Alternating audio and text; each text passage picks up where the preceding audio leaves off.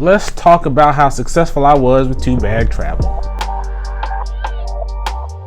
What's going on, everybody? This is Lamar with MF and Research, and I'm back from my trip. It was a great trip. If you remember from the last video that I posted, or a couple videos now, on my 2-bag travel setup, I went with the duffel bag and the travel backpack.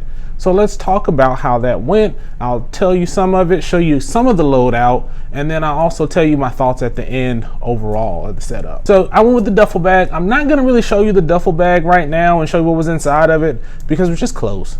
Clothes in compression bags. You've seen that before. It's kind of boring to look at. So the more fun thing is let's show you how I loaded out the travel backpack because that was fun. One thing I will say is the clothes that were in it, I took them out because we washed them already, but those were in there too. So just imagine a small compression bag on the side with the clothes that were in there, along with the other stuff in that main compartment. So let's dig in. So going in that main front compartment, I had these bath wipes that I got from my grandmother. There's some kind of shower wipe that you basically add water and I guess it's soap already included. Haven't tried them yet, but I thought they'd be cool. She had like 8 of them, so I thought I'd give it a shot. Next up, I've just got an old sunglass case that had my microphone. I had this vision of recording all this B-roll and recording a video or two while I was on vacation. It didn't happen. I enjoyed my vacation, so we'll keep going. On a Friday, there were a couple things that I wanted to get done, so I brought my work phone with me. The looks that I got for bringing my work phone, it stayed there for the rest of the time, never to be turned on again. I did get a chance to do some video editing while I was there. I did take my favorite mouse. It's the MX Master 2. One day I might upgrade to a 3, but for right now, the 2 works just good for me, and I don't see a need to upgrade it. I always have a lacrosse ball with me when I travel.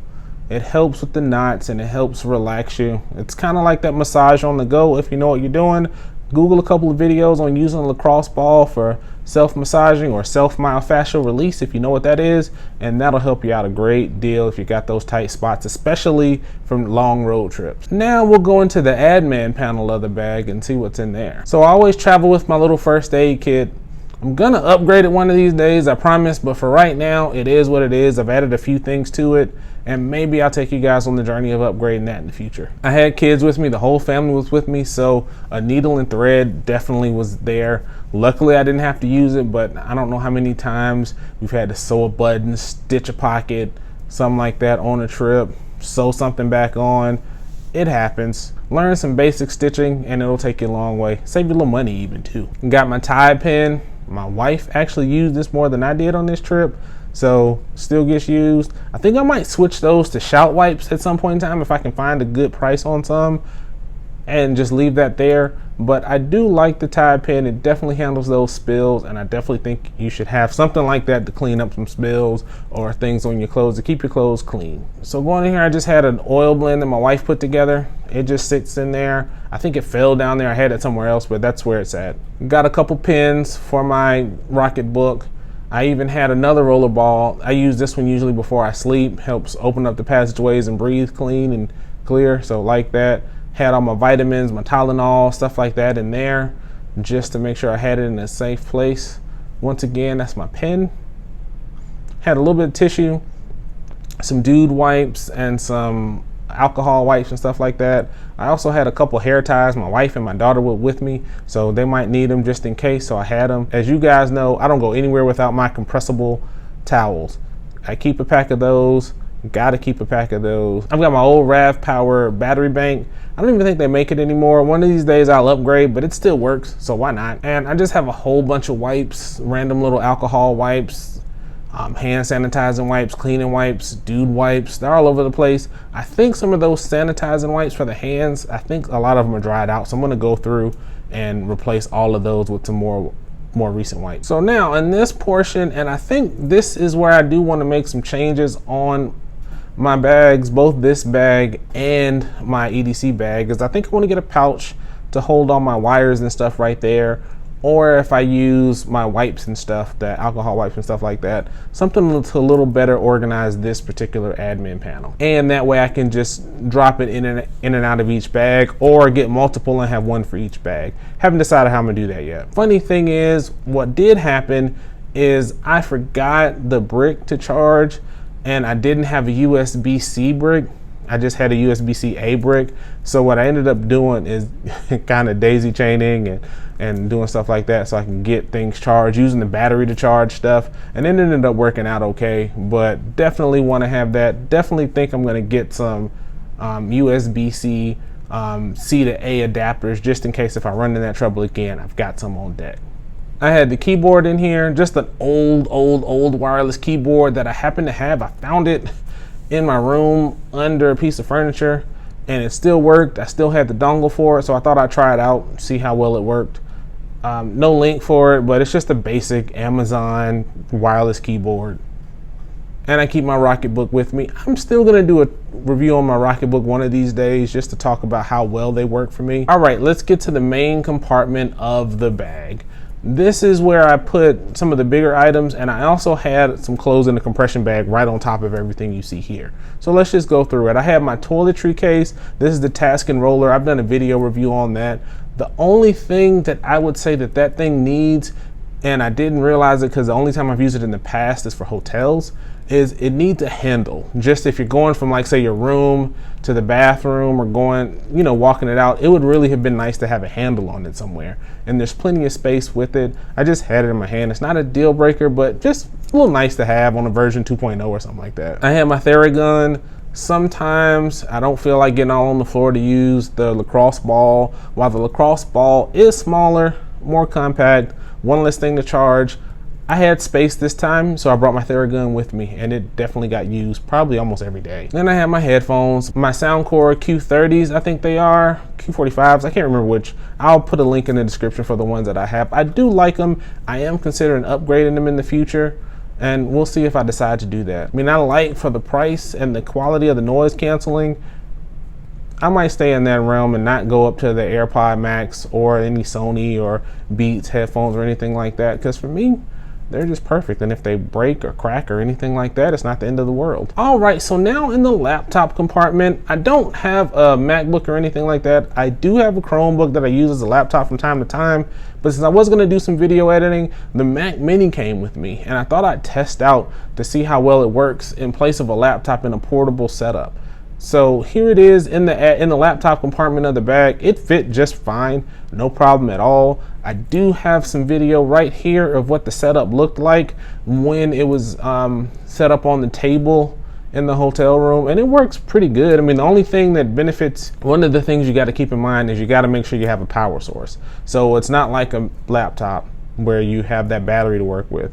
You got to keep it plugged up, and that's something to definitely keep in mind when you're using it. I also had that portable monitor.